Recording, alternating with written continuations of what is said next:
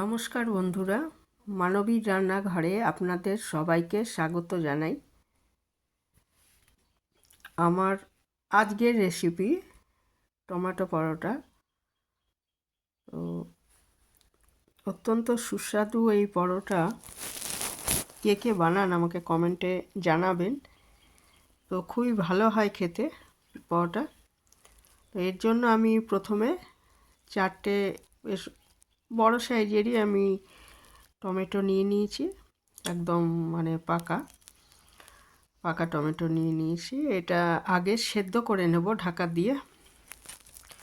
প্রথমে 4-5 মিনিট এক পিঠ সেদ্ধ করব ঢাকা দিয়ে, তারপরে ঢাকাটা খুলে উল্টে দিয়ে আবার অন্য পিঠটাও যাতে ভালো মতো সেদ্ধ হয়ে যায় সেই জন্য ঢাকা দিয়ে আবার 3-4 মিনিট এটাকে সেদ্ধ করব। আঁচটা ফুলিয়ে রাখতে পারেন, কারণ পোড়ার তো কোনো ভয় নেই, এটা জল রয়েছে। তো এই যে আমি একবার উল্টে দিলাম, একটা পিঠ মোটামুটি সেদ্ধই হয়ে গেছে, খোসাগুলো দেখুন ছেড়ে আসছে। আর আবার ঢাকা দিয়ে এটা মিনিট 4 সেদ্ধ করে নেব।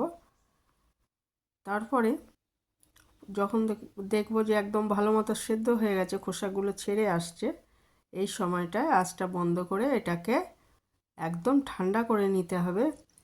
কারণ হচ্ছে এটা আমি পেস্ট করব গ্রাইন্ডারে, সেজন্য এটাকে একদমই ঠান্ডা করে নিতে হবে। গরম অবস্থা একদমই দেওয়া যাবে না, এটা ঘরের উষ্ণতায় আনতে হবে। এনে তারপরে এটা আমি পেস্ট করে নেব গ্রাইন্ডারে। এবং যদি জল দেওয়া তো কোনো প্রয়োজন নেই, টমেটোর এমনি জলীয়, মানে জলীয় জিনিস, জল দেওয়ার কোনো প্রয়োজন নেই যখন পেস্টটা করব। আর ইচ্ছে করলে ছেঁকে নিতে পারেন, বীজগুলো আলাদা করে নিতে পারেন যদি কিছু থাকে, না থাকলেও চলবে। তবে গ্রাইন্ডারে দেওয়ার আগে এটা টমেটোটা ঠান্ডা হয়ে যাওয়ার পর খোসাগুলো ছাড়িয়ে, বাইরের যে খোসাগুলো রয়েছে এগুলো ছাড়িয়ে ফেলে দিতে হবে। তো এই যে আমি ঢাকা দিয়ে আবার অন্য পিঠটাও সেদ্ধ করে নিয়েছি, দেখুন খোসাগুলো একদমই ছেড়ে আসছে। এই অবস্থায় এটা হয়ে গেছে একদম সেদ্ধ, কাজে আমি আঁচটা বন্ধ করে দেব। বন্ধ করে দিলাম আমি গ্যাসটা অফ করে দিয়ে এবারে এটাকে ঠান্ডা করে নিতে হবে। আগে ঘরের উষ্ণতায় এনে নিতে হবে। তারা থাকলে ফ্যানের হাওয়ায় ঠান্ডা করে নিতে পারেন, তো গরম অবস্থায় কোনো মতেই গ্রাইন্ডারে দেওয়া উচিত নয়। তো খোসাগুলো দেখুন আলাদা করে নিচ্ছি আমি। খোসাগুলো অবশ্যই আলাদা করে নিতে হবে আগে, নিয়ে তারপরে এটাকে গ্রাইন্ডারে আমি পেস্ট করে নেব।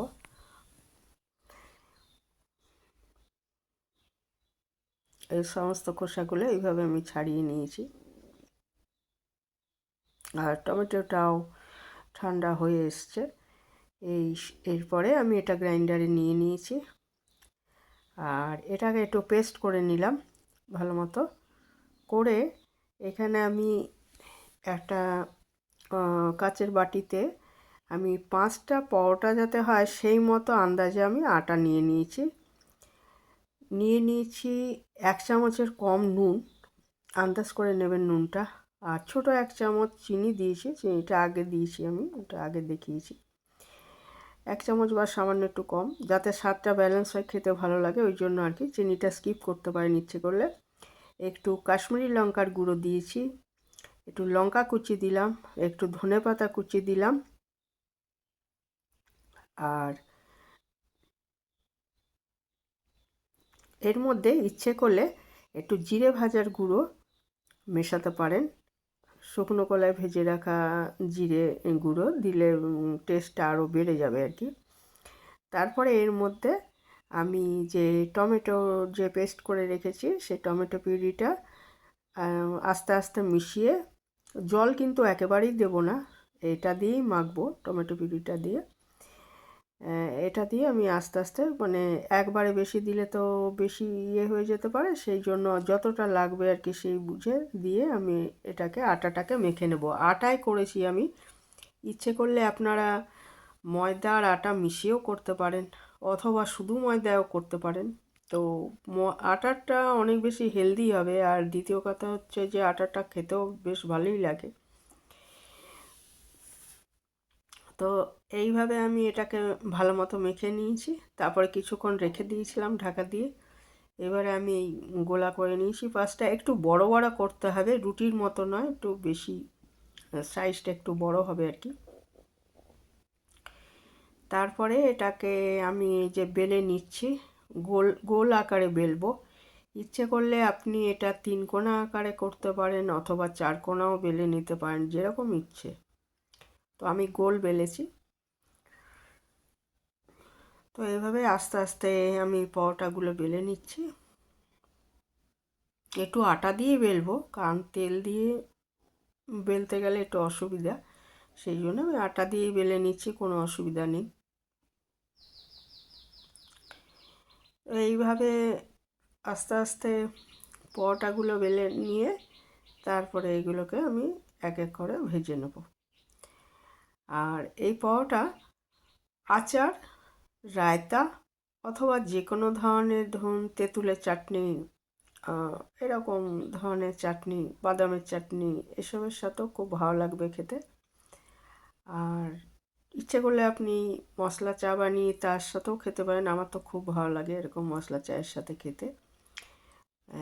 এটা অবশ্যই ঠিক যে আহ, রায়তা বা আচার দিয়ে খাওয়াটাই বেশি ভালো, চাটা আধ ঘন্টা পরে খেলেন সেটা বেশি হেলদি হয় জিনিসটা। কিন্তু এই পরোটার সাথে, চায়ের সাথে খেতে কিন্তু দারুণ লাগে। তো ইচ্ছে করলে চায়ের সাথেও খেতে পারেন। তো এইভাবে আমি এগুলো বেলে নিলাম। আর এই প্রসঙ্গে মনে পড়ছে, আমরা হিমাচলে বেড়াতে গেছিলাম, সেটা অবশ্য টমেটো পরোটা না, আলুর পরোটা, তার সঙ্গে ওরা লস্যি দিত খেতে, খুব ভালো লাগতো খেতে। হ্যাঁ, তো যে কোনো এরকম ধরনের পরোটার সঙ্গে লস্যিও, কিন্তু গরমকাল যদি হয় তাহলে লস্যিও খেতে খুব ভালো লাগে।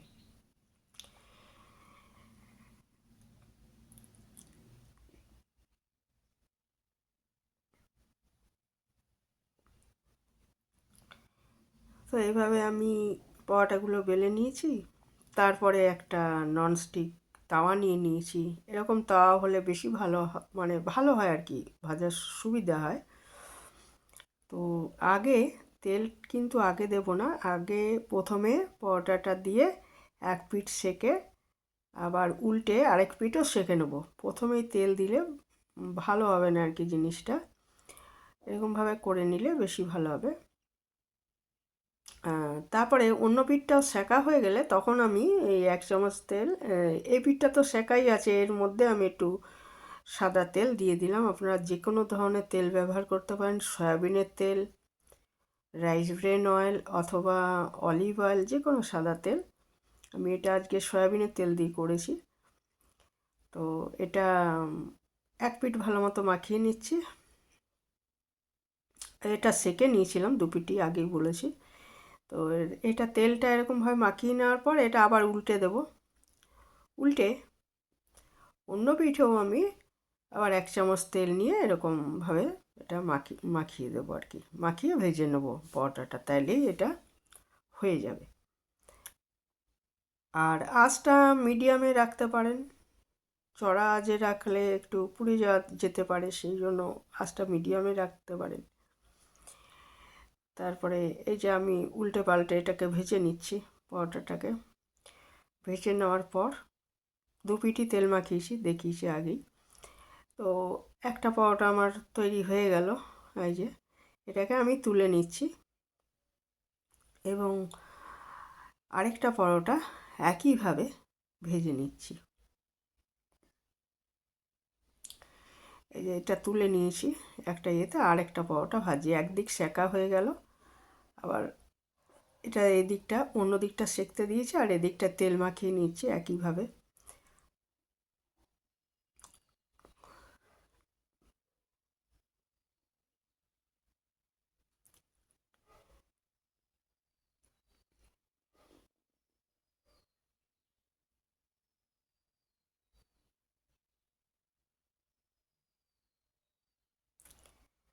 এইভাবে অল্প অল্প তেল দিয়ে ভেজে নিচ্ছি।